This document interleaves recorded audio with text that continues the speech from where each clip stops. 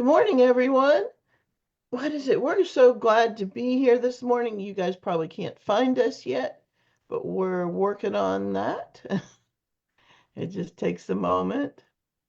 And whoa, are we Earthquake. having an earthquake? We're having an I think earthquake. we're having an What? earthquake. You guys are having an earthquake? Oh, We yes, just we did. are. And Jake is barking about it. I don't blame Jake. Wow. I mean, we don't have them very often here, but No. Thankfully. that is pretty wild. It's Wow. okay. Whoa. We just had an earthquake, Zoe. Yeah. Here comes my daughter to see what's going on. Yes. So we are live with gardening tips, and I'm trying to find the feed currently so we can share it. We just had an earthquake in East Tennessee, which does happen. It is not the most common thing around here, but you probably caught my eyes getting really wide on the video. And let's hope it's the only one today.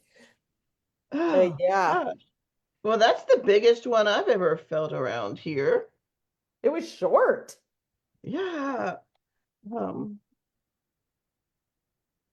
I'm in Washington State, so I didn't feel anything. right. We do have earthquakes here. It hit Amy out in Lenore In City Lenore City, I faster mean, than that was pretty downtown. significant. Yeah. Oh man, let's see. Oh, I wonder where the epicenter is. Close South, to probably, huh? close to here, I bet. South or well, now I gotta go online and find out.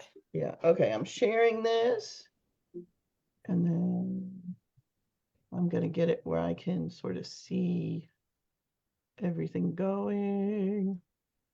Okay, and Toby, you're gonna take care of pinning it. Yes, I will. Thank you. Okay. And I'm gonna get, come All on, right. where I can see comments. Oh, that was exciting. Doesn't happen You know, when often. I was a youngin', uh, there's a lot in the chat in the discussion inside the community is of do you know what this is? Oh, I'm gonna text my husband right quick. Excuse We me. could We we could usually spend don't some do time this, going but through do you know what this is? Amy, I'm not seeing did you have an earthquake where you are? Yeah, I'm not seeing it yet either. the feed yet. No, Dad's at his men's group. Okay, let me see if I can find us in the group I'm getting discussion. texts from my husband that one of his colleagues, he's a geologist, and one of his colleagues in his department at UT has what's called a raspberry shake. Oh, And cool. it's a thing that will measure seismic activity. So he's Interesting. getting the record right now. Oh, very cool. Okay, did I not share it to the right place? They also have a place on the Big Island in Hawaii, I which thought I has an shared it to active the right place, but let volcano me try that is again. actually like spouting lava right now. So Oh yeah, Something is, Diane Fetterman posted to the group. We just had an earthquake in South Knox. yeah. Okay, I might have done that wrong. Let me see if I can get it shared. Okay. So I'm into the post, share to group, Knoxville area gardening tips.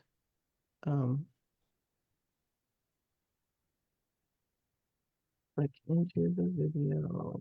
I gotta spell things this right. morning, the local Kitsap County Master Gardeners are having a plant sale over at the state fairgrounds or county fairgrounds, I should say.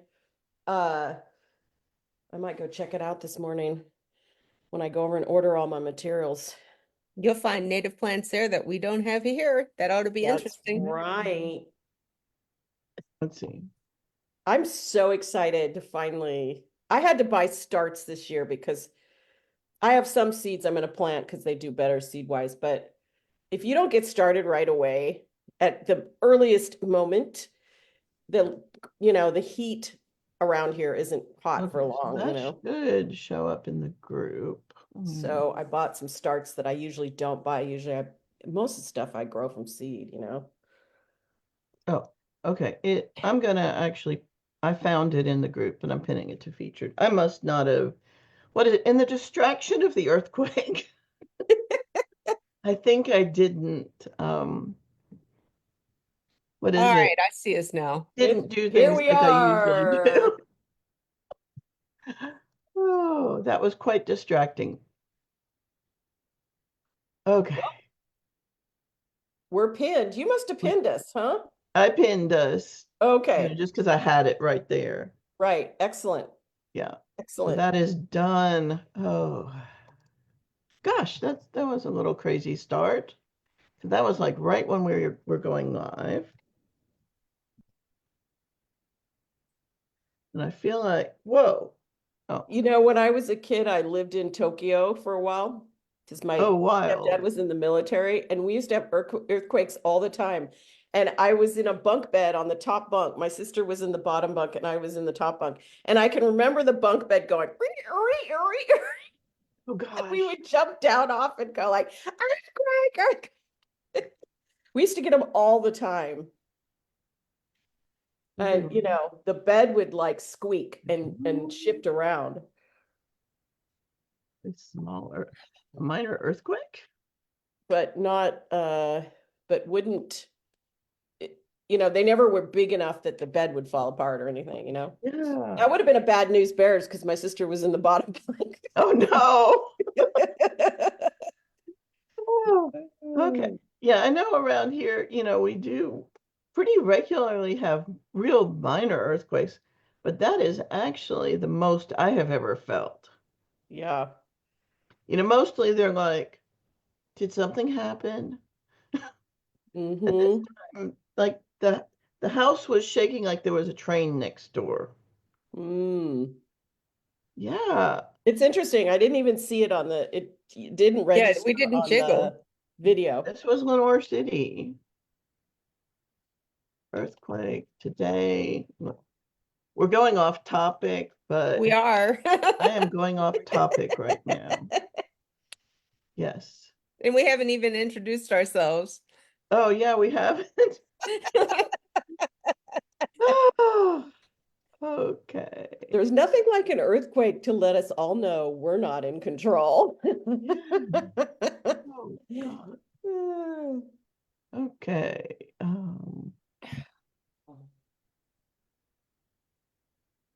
Well, it's not registered yet because they're saying no earthquakes in the past 24 hours, and Yeah, they've got we to, had one somebody like got woken up at their desk, 5 minutes or there's ago. no one at their desk.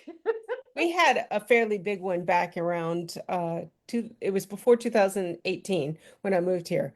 And I had been laying down and the bed just went crazy and the wardrobe in my the chifforobe, the door opened in my bedroom and I got online and it took it the longest time for anybody to put anything online about the earthquake. If I get Uh, anything from our friend's raspberry shake, I'll let you know. If my husband texts me anything, yeah, because I it think I was could bring it up definitely. on my screen. Mhm. And meanwhile, we might want to start the slideshow, Amy. Oh, should we? Okay. I am totally distracted. Sorry, everyone. Okay. What is it? This is Gardening Tips Live. I will stop looking for things about earthquakes. Um, and we know there's a few people joining us. If you're watching, click into the video and say good morning or something like that so we know you're there. And if you have any gardening questions, my name is Amy Hahn, and I'm a Knox County Master Gardener, and I'm joined by my friends and fellow Master Gardeners, Margot Emery and Toby Johnson. And we are totally distracted because if you go to the beginning of this recording, after we're done, you will see that we had a minor earthquake. And, it felt like a train was like going through our basement. Um, and so that was pretty wild. And very unusual for here. Um, Minor earthquakes that you can barely tell they're happening happen, what is it, once or twice a year, it seems like. But that is the most I have ever felt of an earthquake. So that was an interesting occurrence. Uh, but we are here to talk about gardening and what's happening in our gardens and in the gardening community, and what you as a gardener, some of the things you should be thinking about and looking for. Um, I will have to admit I'm primarily an edibles gardener, um, herbs and fruits and vegetables. And so that's what I tend to bring to the table. But those aren't all we talk about.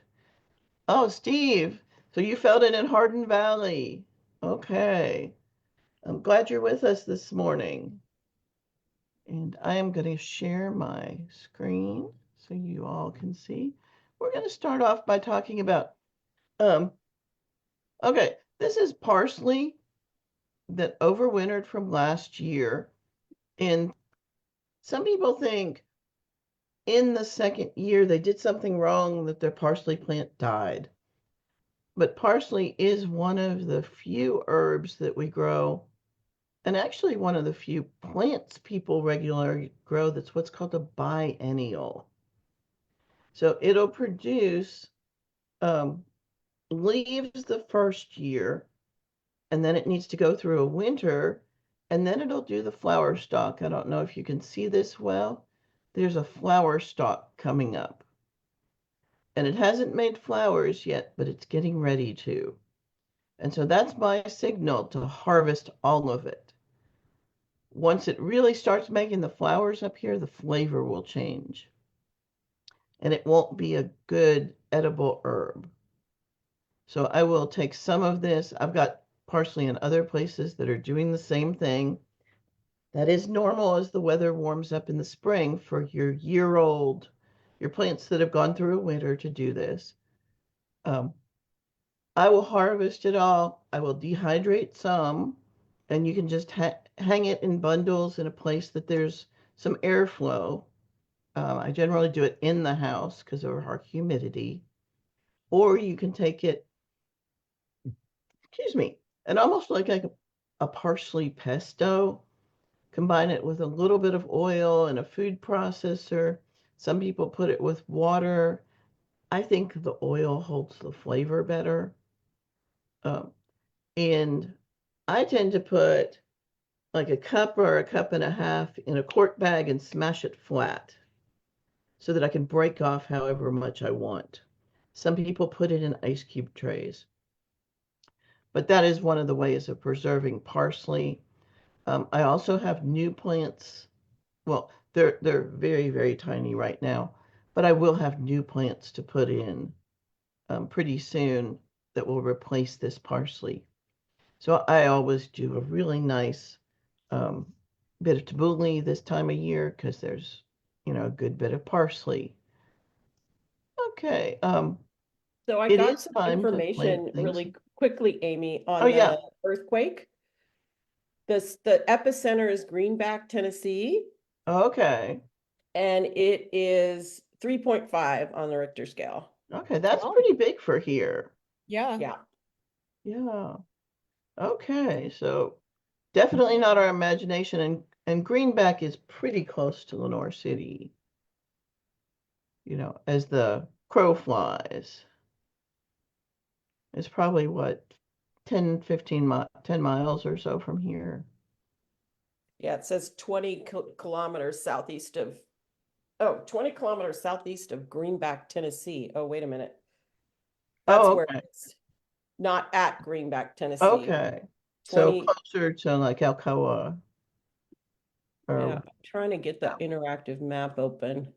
But okay. my husband only sent me a screenshot. But that's what the raspberry shake says. Interesting. Yeah. Okay. So it is a good time to plant your basils now. So this is at the herb spiral at UT Gardens, and we put in a couple basils.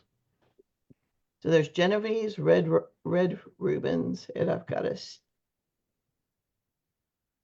Bless you. Excuse me for that. I tried not to catch it in the mic. Red Rubens, and one I've never grown before called lettuce leaf.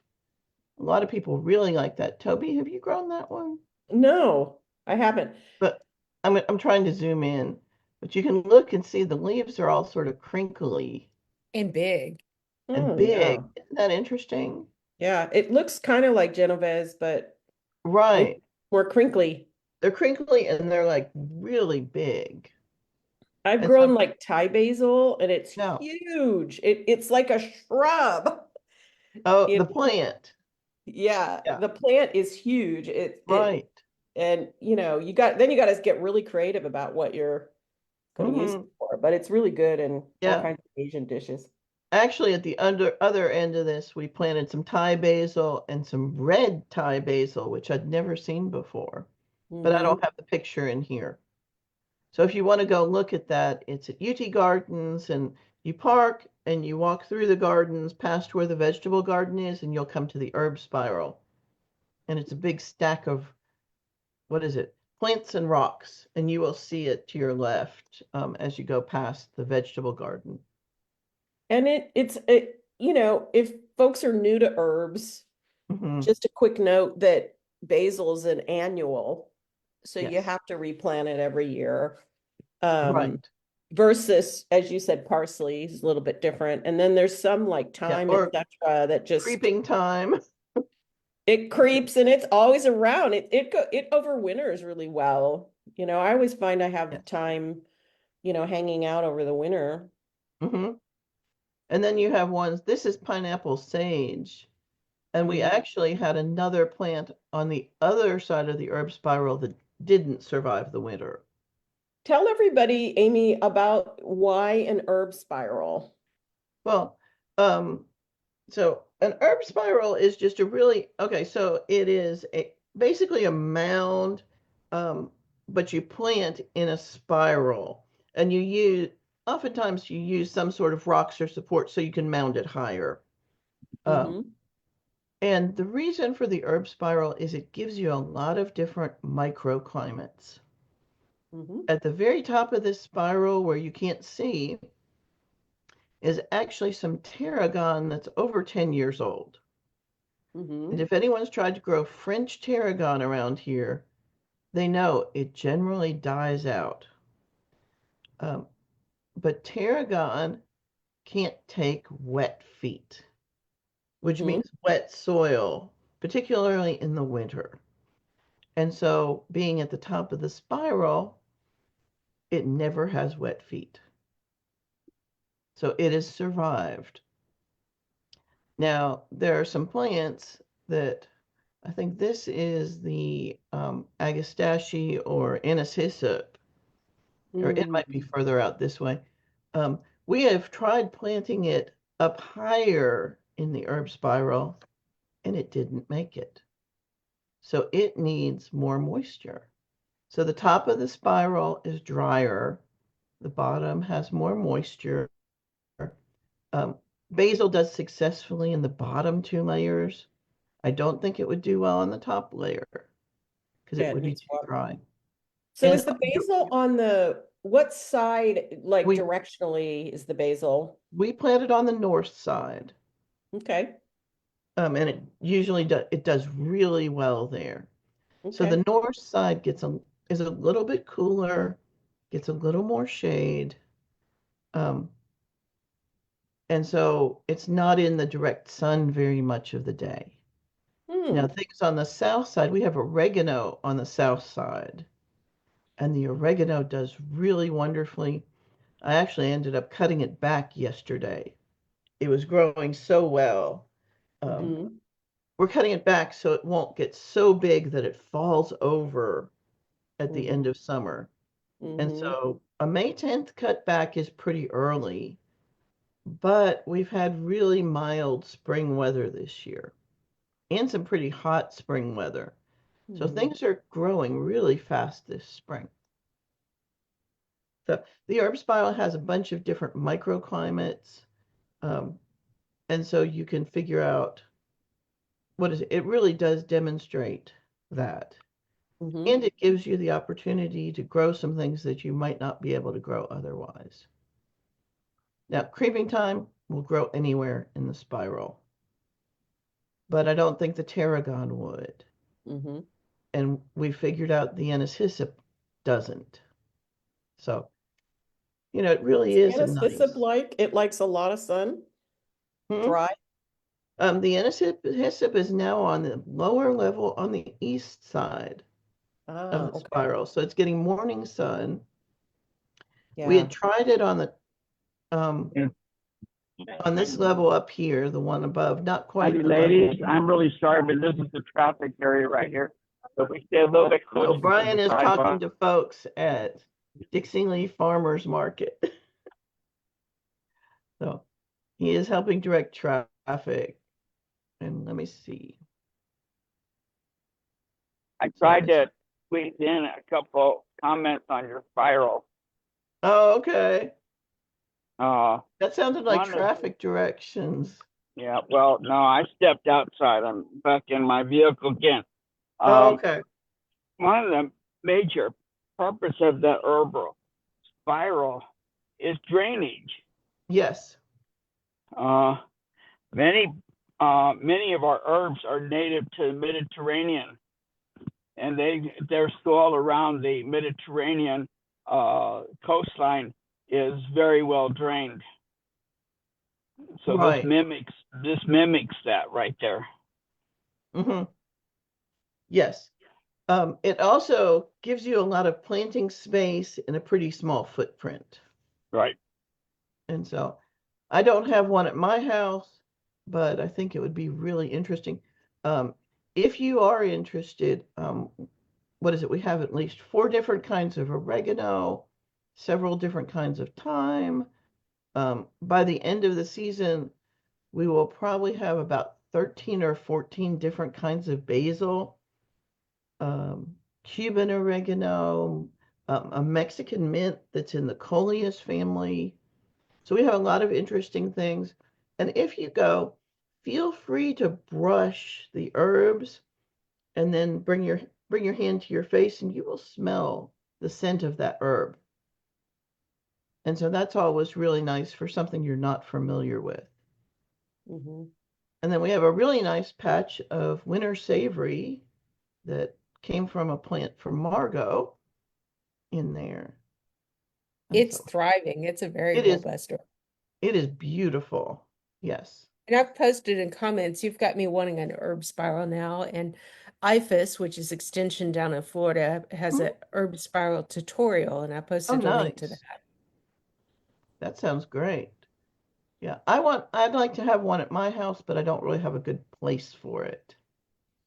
So, because you do need probably a minimum of a 5 to 6 foot circle that you can dedicate to it, and that would be minimum. Yeah. Okay.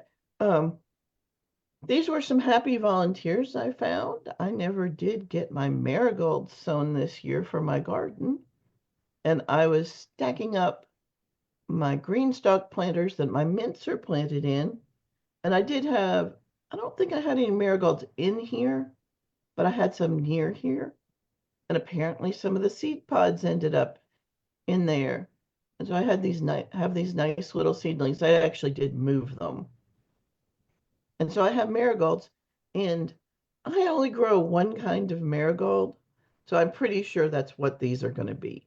And it's an open pollinated single French dwarf marigold that I got as a blend years ago. And it's good to talk about why that's what you grow as a Right. single petal marigold. Right. And I grow the singles because the single flowers are going to give more benefit to the pollinators and beneficial insects. They will have pollen and nectar available in them. Um, when you get a flower with a lot of petals, okay, so a single means that it's just going to have a single circlet of petals. Now they're a little bit crinkled petals, so they do still look pretty full. Um, but when you have multiple layers of petals, that means some of the plant structures that would be what produces the pollen and nectar have been converted into petals. So there's not as much pollen and nectar available for the beneficial insects. So that's why I decided to grow singles. And they are an open pollinated variety and were when I started from them. Open pollinated means they will breed true, they will come true to seed. So if you grow them from seed. Now, if I brought in another variety, they would cross and I would end up having some hybrids where the two different varieties came together. But I choose to just grow this one. They grow well. They're dwarf. They're not very tall, though they do tend to spread out. And if they grow more than I want them to, I just prune them back. And I think that dwarf is a great characteristic because I've grown Mhm. single open-faced French marigolds before, but Yeah, it's in a variety that Thomas Jefferson grew at Monticello. But it gets tall and bushy and leggy and lodges, and that's not something you really want in your garden. right. Yeah, these tend to grow sprawling. It will grow big, and I do tend to prune them back a bit during the year. But it's pretty nice. Um, this is another volunteer that looks upside down to me. Photo looks upside down. Um, this is not a native plant at all. It's hardy begonias.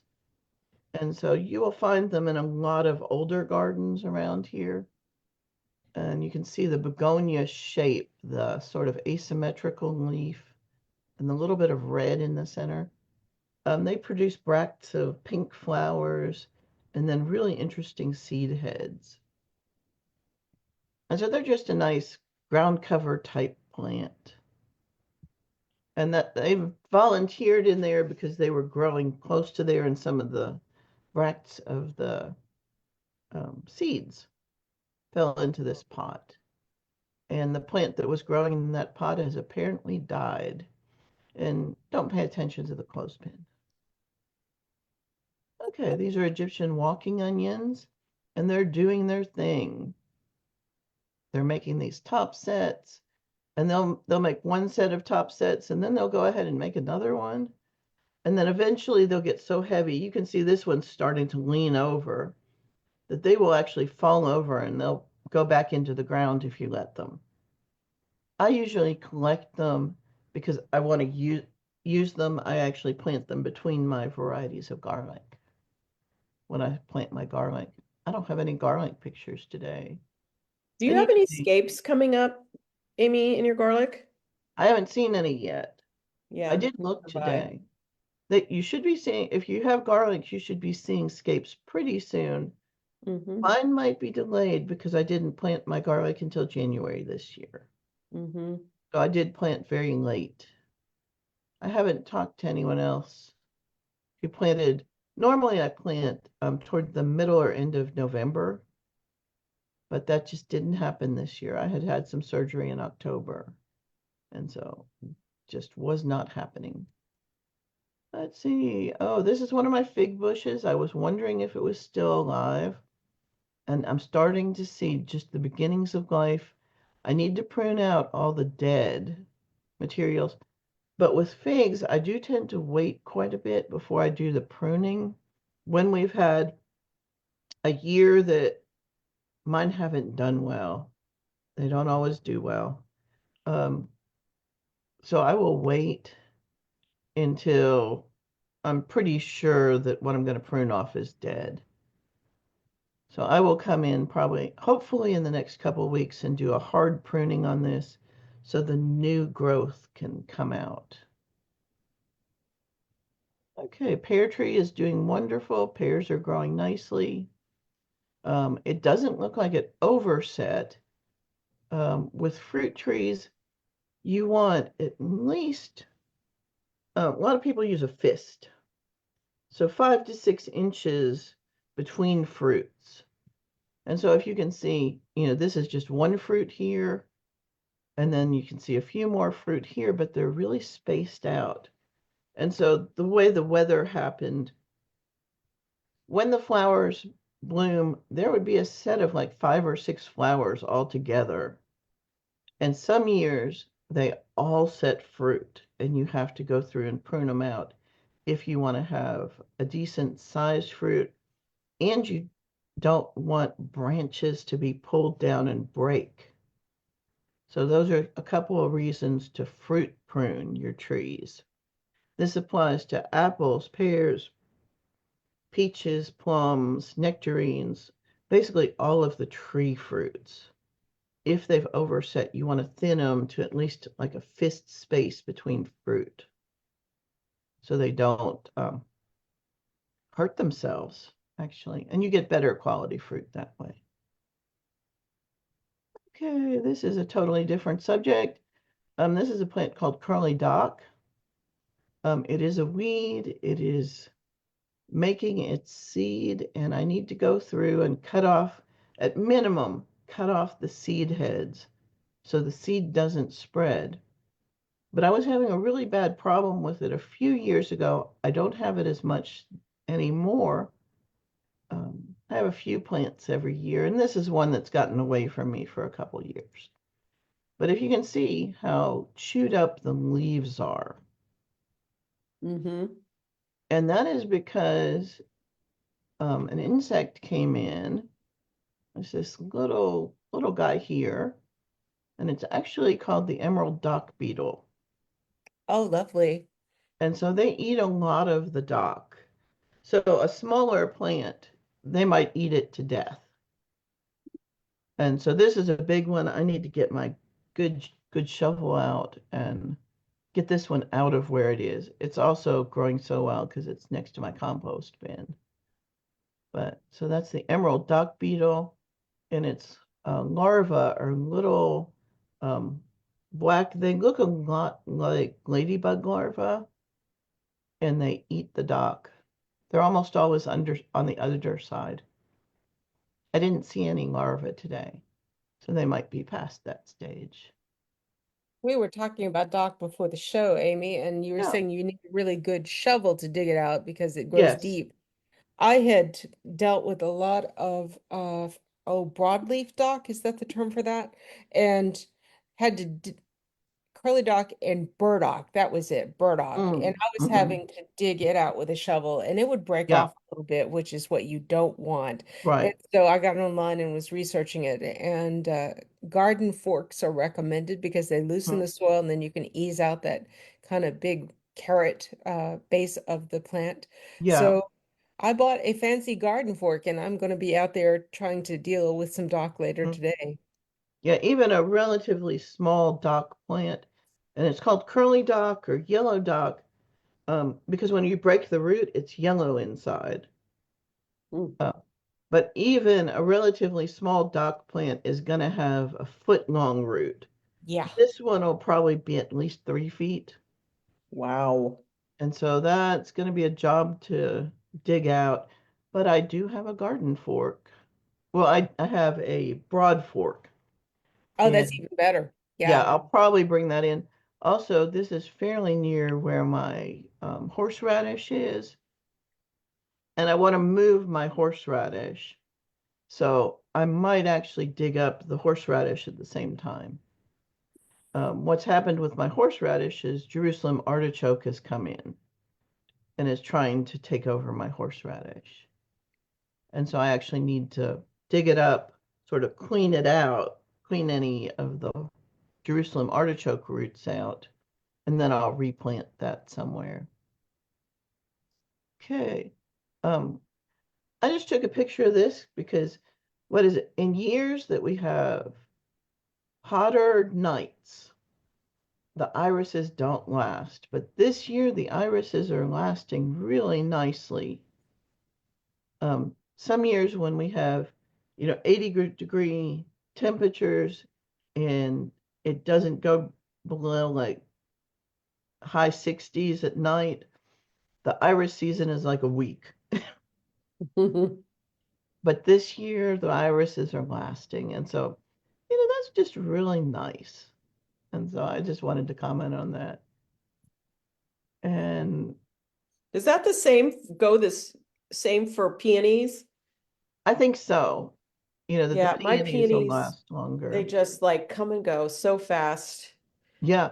Now I And I have heard, love them, but it's yeah, so disappointing because you really want them to stay. right. Now what I understand is if you catch them, you can cut them like when they're just starting to show the first bit of color, and you can put them in the refrigerator Oh, like for months and then take them out like one at a time.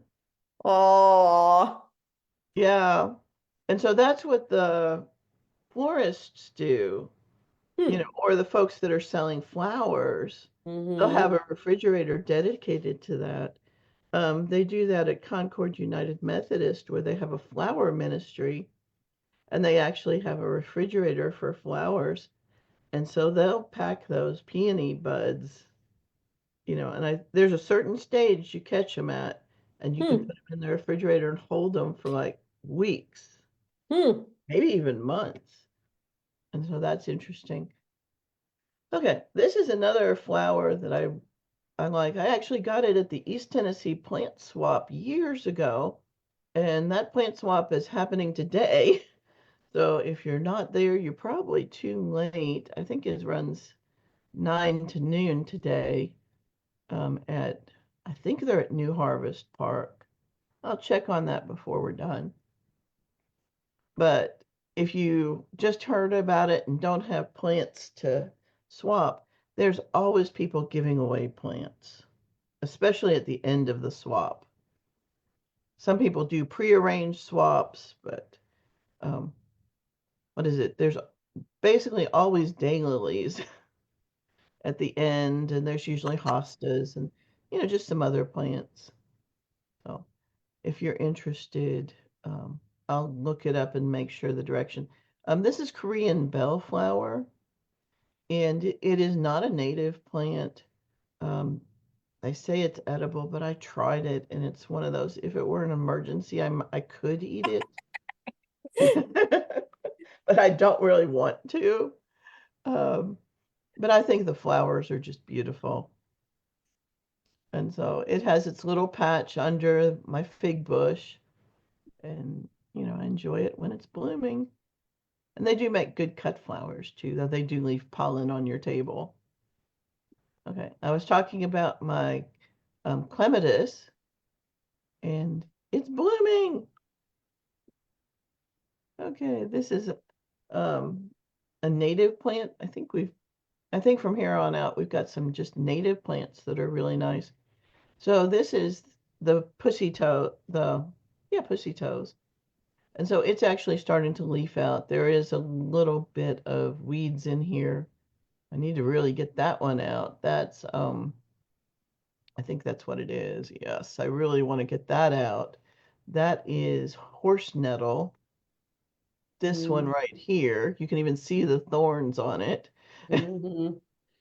Yeah, it is I native, definitely pulled but that it's not a before and native I gotten want. So pricklied. very prickly. I'll have to put gloves on to get it.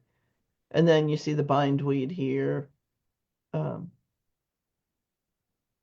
so, you know, not all natives are plants that you want in your garden. This plant here is cypress spurge, which came from my mother-in-law's garden, and one of my gardening regrets. Every gardener who's been gardening a while has them. Wish I hadn't planted it, but I did. And so Mm. I'm working on putting other things in the area and slowly getting it out, because getting it out fast is just not going to happen. It's just too much of it. Okay. This is my Baptista, and you can't see from the photo, but it is in heavy shade. This is another name for it is false indigo. And if it were in a place where it got enough sun, it makes beautiful bracts of flowers. There's a lot of them blooming at UT Gardens, but because mine is in such heavy shade, it's not blooming anymore. Yeah, our pollinator garden has a false indigo plant and it is on fire And right now. oh But it's in yeah, full sun all day. yeah. Yeah. And so I need to move it. And so hopefully it'll be blooming again. And it also looks like the plant has significantly died back because this whole area here used to be Baptista, and it does not look like it is anymore. So it doesn't like full shade. Now this is a plant that's tolerated the shade pretty well. This is spiderwort. It's another native. And it seems like in unimproved soil, it does really nicely. I did make the mistake at one point in my life of planting it next to my vegetable garden, and it does underground stolons, underground root pieces, and was quite aggressive in trying to get into my vegetable garden. So it is a plant, I would say, um, it doesn't need your best soil. It really does fine in our native soils. And if you give it that, you'll be able to control it. If you plant it in a really improved, nice, what is it? They said chocolate cake soil, it will try to take over the world. So there are plants like that. I found that also with horseradish.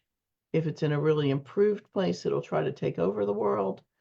But if it's in an unimproved space, it's pretty easy to control. Um, some plants, it doesn't matter.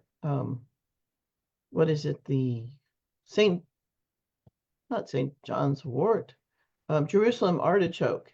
It doesn't matter where you plant it. It's going to try to take over the world. Okay, this is my silky dogwood getting ready to bloom. I'm going to probably prune it back pretty hard after it blooms because its first year wood has a red cast to it, and that can be really pretty in the winter. But I didn't prune this one back last year, so I don't have very much of that red wood. And this is nine bark. No, is this nine bark or spice bush? Nine bark. And it's a really nice native plant. You can see the white blooms are starting to open up. And this one is a burgundy leaf on there. So it's a really nice shrub and it's got a cascading form. Would look better if I did a better job of weeding around it, but life is what it is. This is coral honeysuckle coming into full bloom. There was a conversation in the community about honeysuckle and a debate about, invasive, not invasive types of Right. honeysuckle. And, some people love it, some people hate it. Mhm.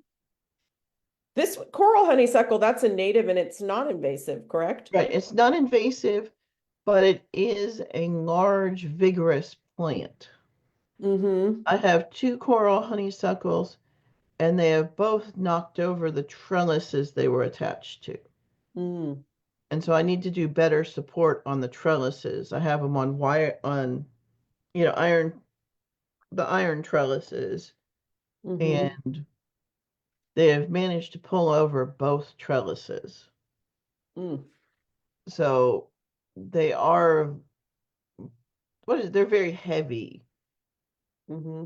and vigorous growers, even in native soil. If you Does the do, go ahead. does the coral honeysuckle have a good, nice fragrance? No, it really doesn't have a fragrance. Yeah. Though the butterflies and bees and hummingbirds really love it. I do also have Japanese honeysuckle, which I really want to get rid of. That's the one with the really nice fragrance that, Mm-hmm. everyone learns to get that little sip of nectar as a kid, or a lot of people learn that. Mm-hmm. Um, and I have some of that, which I'm actually hiring some folks to help me get rid of that Mm. and other invasives that I have. And I'm also going to have them work on doing some heavy pruning on my muscadine, which is a native, but it has outgrown its space and is trying to take over the area of plants, growing through and in and over plants that I want. because it's such, Margot, you're muted. Muscadine is very hardy and loves to thrive. I've got it growing on the side of my house and it's just taking over. Yep. And it's beautiful if you have the space for it and Guys, you prune it regular. people are posting that WBAR noted that the earthquake has just been elevated to a 4.1 mega. Ooh. Okay, I'm not surprised. And it is a logarithmic scale. So every one, every one, like one, what is it? Two is 10 times more than one. And then three is 10 times more than two. When So, we're done with your slides, Amy, my hubby sent me a photo or a graphic of the East Tennessee seismic zone oh, with cool. all the dots of all the earthquakes between 1980 and 2020. So, and then Okay. I've got an image of the Raspberry Shake, what our friends got from the Raspberry Shake. So I Oh, can share lovely. at the end. Okay, so birds are nesting right now. This is a mourning dove that Hmm. decided to nest in a 5-inch pot on my plant shelf. It was a pot that just had some dirt in it and not much. So you can see its little chick there. And it probably, we know it has at least one more chick under it. Yeah. Last year, I had a mourning dove that nested in, we had just a hanging basket sort of stored, hanging from the bottom of our stairs that go up the deck, so they're open stairs. And so it nested there last year. But in one of our storms this year, that basket blew off and broke, got cracked. So it Hmm. couldn't nest there this year. So it found this pot. It probably finds it to be more safe. Mourning Maybe. doves like to be on the ground. Yeah, So I bet this is a safer spot. yeah, I don't know, but it's like, okay. Do you hear it cooing? Some, but I think when they're on the nest, they don't coo much. No. Yeah, they just sit. They're really quiet. And we Hmm. can get it within a couple inches of it. I mean, she's not leaving. Yeah, Oh, cute. yeah. And in the spirit of birds, here is the Mhm. robin who is nesting in the rafters of my upper deck. I can view her from where I'm seated if I lean back a little bit. So I get to watch the babies and her feeding the babies while I'm working. And she's got 3 babies. And we were going to talk, Amy, about Now, let federal me law. let me go to this picture. Yeah. This is a robin's nest, and I'm not sure what this plant is. It looks a lot like the coral honeysuckle, maybe. It's a vine that's growing on an arbor, and so they found this. It's a robin's nest, and so what is it? As you're pruning your shrubs, right now it is actually time to prune your early spring blooming shrubs. And so if you're pruning them, be on, keep an eye out for birds' nests. Um, it is actually illegal to destroy the nest of native birds. And so, robins and mockingbirds, it is illegal to destroy their nests. Well, their nests when they have chicks. When they're empty, you can destroy them. But so as you're doing your pruning, keep your eye out. People have definitely found hummingbird nests, which are really tiny. If it's a mockingbird nest, you will know. Ha! The mockingbirds will let you know. Mockingbirds will let you know. So just, as you're doing any of your early spring pruning, just be aware and look before you cut things off. Inspect the shrub or whatever you're pruning a little bit before you start pruning. Because birds fledge and like go from hatching to flying away in the course of like a couple weeks. And so you can give them that time to get out of the nest. Many birds, it's 2 weeks that they're in the nest and then they fly out. So just keep an eye out. when you're doing your pruning. Okay, and I'm going to stop sharing and we will let Toby share, a little more about this earthquake we've had. Sure. Brian, did you feel the earthquake? You're muted.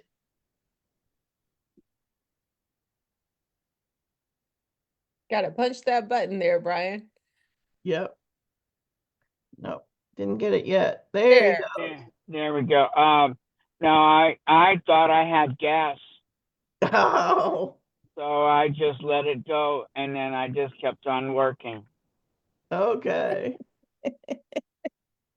Why are we laughing? Yeah. Oh, just Brian.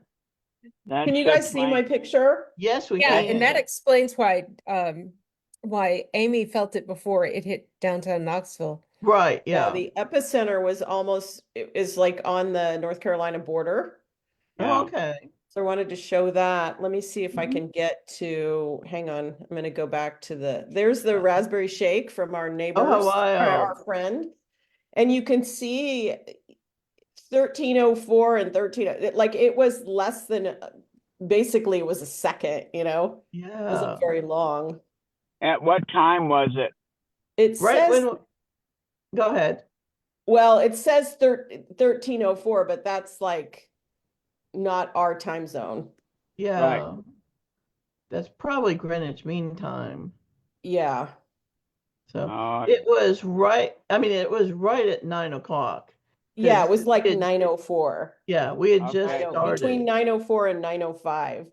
Okay, Yeah. I was inside the restaurant right here. The ladies' restroom's not working, and so I was trying to take care of that. That's why I was a few minutes late joining y'all. Okay. And it said 3.5, but I guess maybe it updated. Yeah. And then there's one other thing my husband sent, which is earthquakes between 1980 and 2020. Leave it to a geologist to have this stuff at the ready. Right. At his fingertips. Yeah. So these are all of the earthquakes that have happened. Right. This is the Eastern Tennessee seismic zone. So this was right on the edge of it, but it's still in part of it, like right here. Or I guess you probably can't see my cursor, but we can see your cursor. Yeah. Your husband would affirm that the fact that we have mountains is a testimony to activity like this. That's how they grew in the first place. Yeah, years and years and years and eons ago, it was flat across the US, and you could actually, if humans were alive at that time, and they weren't, you could have snorkeled all the way across the US. But as the continents move, etc., our mountains are like this. Right. And you can see there's places in Tennessee, if you go hiking and whatnot, you can see that, where that is happening. So yeah, fun. Yeah. Bit of excitement that we don't usually have. Oh.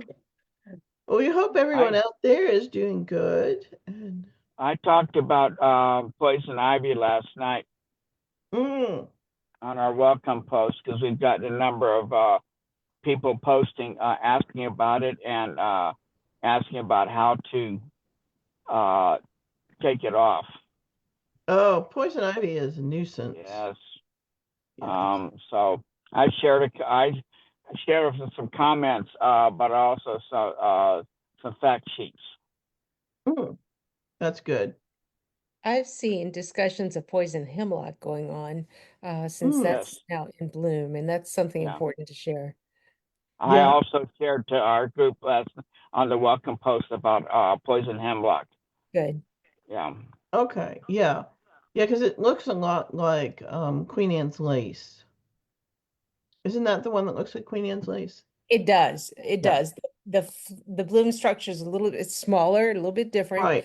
But if you're not noticing, it does look like it, and you don't want to go up to poison hemlock and pick it with your hands or mess with it at all. And so if you've got something blooming in your yard, it looks like Queen Anne's lace, you're not too sure, look on the internet, do some research before you try to remove it. Right. Well, and you know, and there are a lot of different plants that their saps will cause reactions in a lot of people. So if you're removing something like that and it's a good sized plant, it is a good practice to wear gloves, and protect yourself from them. Um, and there are definitely plants that will cause you photosensitivity. I know one of the herbs, rue, is well known for that. Also, lime juice will cause your skin to be photosensitive, where you can get Interesting. sunburns really quick. And so it's a good thing to know about. Don't be afraid of it, but to understand it. And so, that is a good thing to know. What is it? What else is happening in our area right now? We're making sure we keep an eye out for the spotted lanternfly. They haven't been spotted in our area yet, and we hope they aren't. And so let me get something that will show, or if someone else can find it, what they look like. And if you do find it,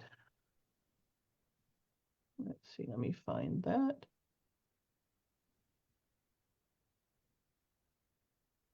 There is a place to report it, and I'm going to share my screen again. If you do see them, I've got to find my share screen button. Where are you hiding, share screen button? There you are. Okay, so this is what the spotted lanternfly looks like. So it's a really pretty bug, and they are about an inch long or a little bit larger. And I'm actually going to copy and paste this into the chat in the group, if Toby hasn't beaten me to it. Because as you scroll down on this one, I planted something from USDA, so different one than what you're sharing. right. Yeah, with The this USDA one has really great pictures of different stages of oh, development. good. Yeah, with this one, as you scroll down, it's got the report of pest. And this is Great. for Tennessee. Awesome. And so this is, let's see what this says. This is the reported distribution map. So where have they been spotted? Spotted in That's Middle not very Tennessee. helpful. Okay, map. Let's see if it comes up in a way that we can see it. Because some things don't work. There, it's showing the reports in There. Middle Tennessee. Okay, so look at all the places. So I think Oof. That one's okay, so close. sightings were Wayne been County. reported in Cumberland, Tennessee, Coffee County. They've been confirmed in Wilson County and Davison County. Where is that one? Can I get it? And so there's been a sighting reported in Hamlin County. They're coming for us. They are coming, but look how prominent they are in in Pennsylvania and surrounding states. One of the issues with them is they do eat a lot of plants that we want to have. So let's see. It's like 100 different species of vines, apples, grapes, hops. They feed on maples, walnut, poplar. So just a lot of plants that we have in our gardens. One of the preferred plants is actually tree of heaven, which is along many of the interstates. So they have a nice road to follow, literally and figuratively. Gosh. Yep.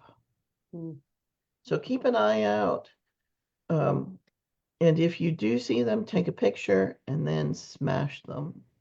That is the advice. The picture is for positive identification.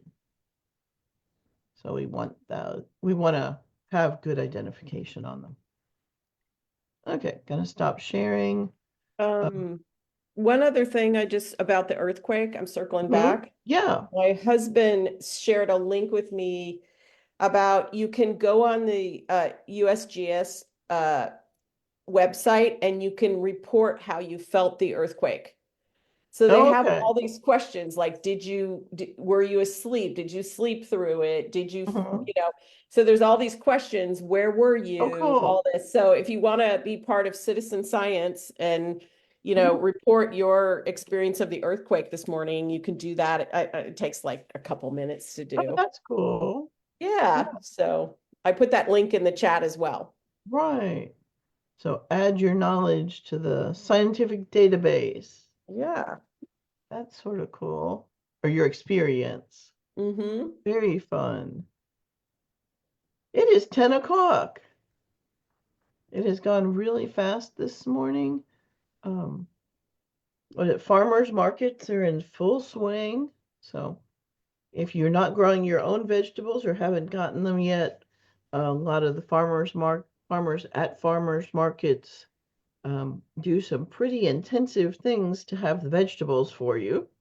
And so, um, be sure to check those out and enjoy what you're doing in your garden. Happy gardening, everyone. Have a great week. And I can't find the right button.